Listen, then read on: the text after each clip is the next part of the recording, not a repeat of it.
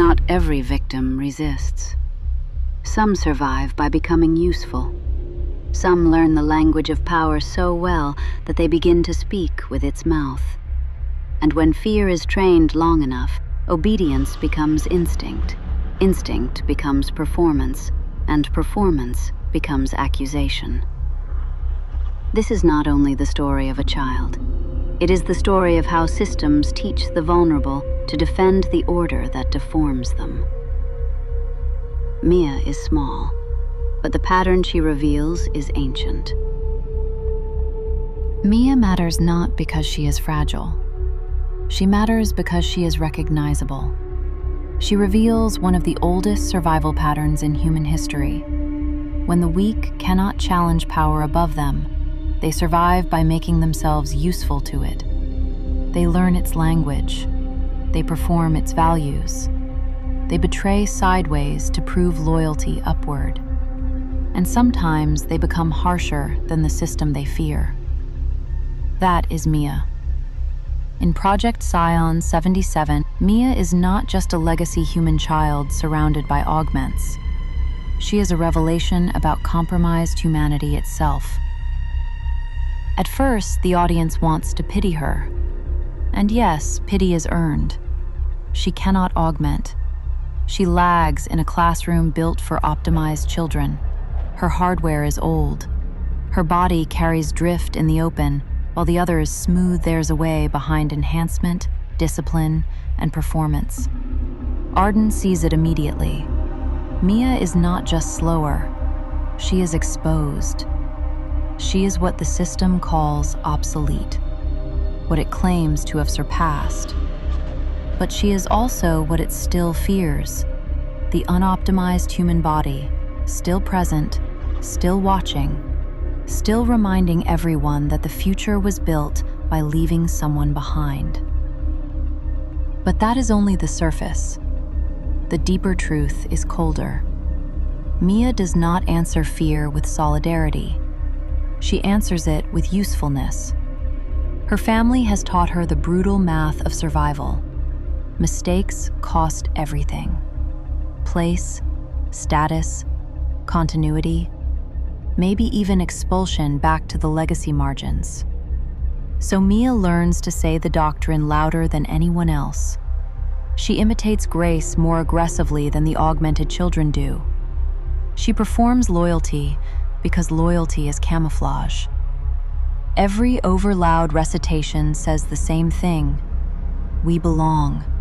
We are useful. Do not send us back. That is why the classroom matters. It is not just a school. It is a factory for political reflex. The doctrine sounds clean. Existence is right. Enhancement is duty. Integration is burden. But under that polished language, the children are learning something much older and uglier. Survive hierarchy by internalizing rank, performing obedience, and proving loyalty under pressure. Grace knows this. Authority under parsimony is theatrical. It needs witnesses. It needs reciters. It needs children who can turn power into repetition.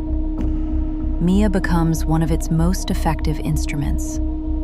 She does not just obey, she over-obeys. She studies how obedience works. At meals, in lessons, in tiny school rituals, she becomes louder, sharper, more doctrinal. The others leave her alone not because they admire her, but because they understand the bargain. The performance keeps her safe. Arden sees the tragedy clearly. Mia is no longer just Grace's echo. She is becoming the directorate's echo. Survival has become audible. Then comes the turn. Mia notices Arden. She sees that Arden's silence means something. Arden does not perform fear the normal way. She withholds, watches, pauses, and Mia, desperate as ever, tries to copy what looks powerful. She imitates Arden's quiet. But mimicry without understanding always breaks.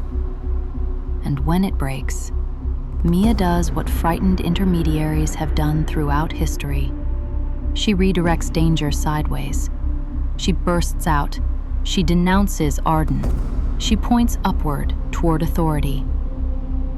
That moment is the whole political mechanism in miniature.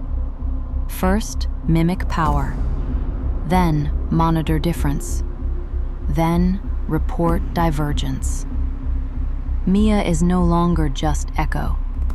She is surveillance. And that is the revelation. Not that humans are delicate, not that legacy humanity is morally pure, but that weakness does not guarantee innocence. Suffering does not automatically produce justice. The vulnerable can become instruments. The endangered can become dangerous. Mia is not Arden's ultimate enemy.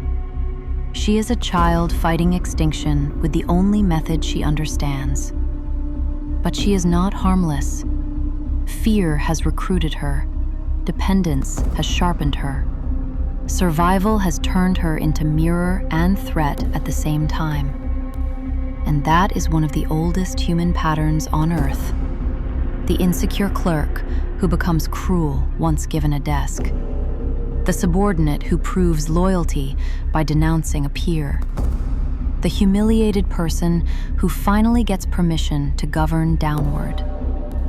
Mia is not just one child.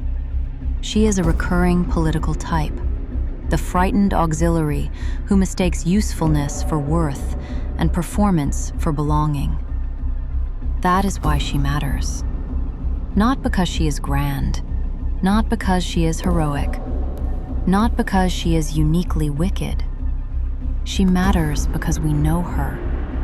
We know the person who learns slogans before ethics, who copies power before understanding it, who cannot strike upward, so strikes sideways, who survives by becoming legible to authority.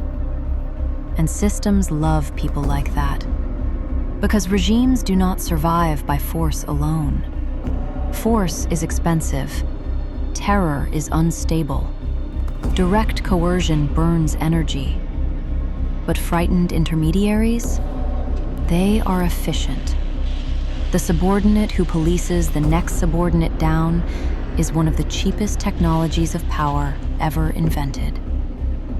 This is what Arden learns from Mia. She learns to give up the innocence myth. She cannot assume the weak will unite. She cannot assume oppression creates solidarity. She sees that systems endure not only by pressure from above, but by recruiting fear from below. Power enters the family, then the classroom, then the child, until the vulnerable start enforcing the order themselves. Then comes the line that lands like iron. We become useful. That's the punishment. That is Mia's whole tragedy. Usefulness is not liberation. It is the first stage of self-erasure. But Mia clings to it because the alternative is disappearance. That is what makes her compelling. She is not monstrous. She is understandable. And that is worse. Then comes the final twist. The court preserves Mia. Grace is erased. Mia remains. But this is not simple mercy. The system recognizes her political value.